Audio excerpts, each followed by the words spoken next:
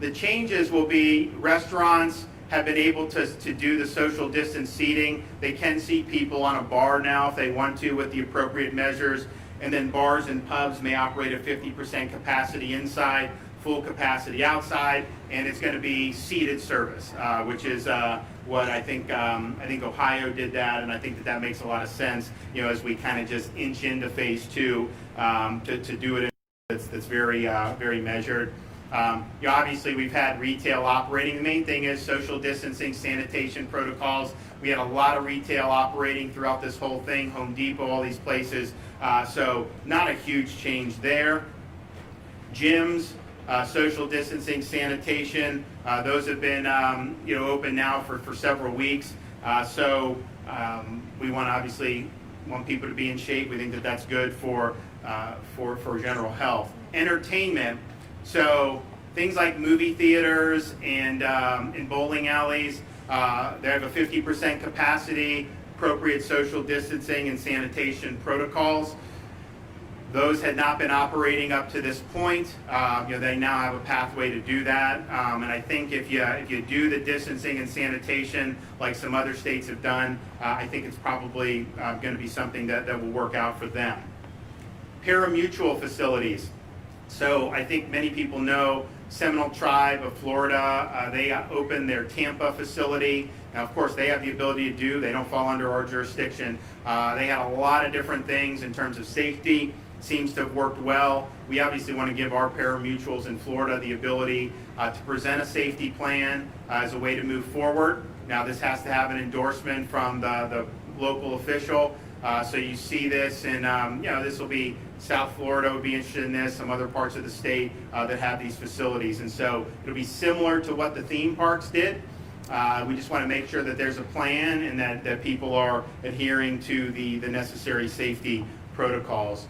And then the remaining personal service businesses that were not operating, Department of Health has guidance. So if you stick to the Department of Health guidance, you could do it. But again, we looked at some other states. Colorado, Georgia had this now for I think over a month. Seems to have worked out well if they follow the appropriate health guidance. General guidance, and I think this is really, really important to continue to stress for people 65 or older, and sometimes with underlying medical conditions. Strongly encouraged to avoid crowds and to take measures to limit the risk of exposure to COVID-19. What we see on this is if you give me 1,000 infections with people under 30, the clinical consequences of that is likely to be much less severe than if we had 100 infections age 75 and above. And so it's really, really important to continue to avoid crowds and to continue to limit the risk of exposure. And I would say even people who aren't in those groups, be careful when you're interacting with folks who may be in those vulnerable groups, because that's where you're really going to see the significant health consequences of the virus. We also think that, and we've been doing this by sending tests, not just having National Guard show, but even sending self-swabs to some of the long-term care facilities.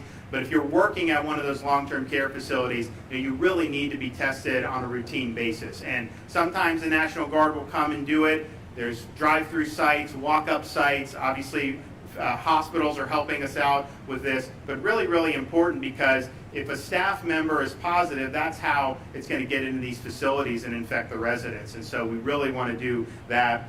President's guidance had recommendation for groups of 50 or less, and so we're putting that guidance out as well. Now, obviously, we see throughout the country groups much, much larger than that, but this is the guidance, and so we are recommending that folks avoid.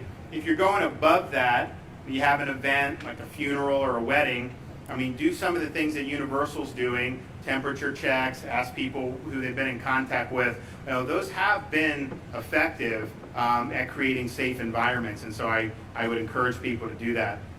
And then finally, Florida's universities developed a task force to create a framework to reopen the campuses, and they are going to present their plans on June 23rd, 2020. I think having our universities operating again is very, very important, and so we want to stress that we have confidence in their ability to come up with good plans and to be able to move forward. So, I think that we're really fortunate in the state of Florida, particularly these 64 counties.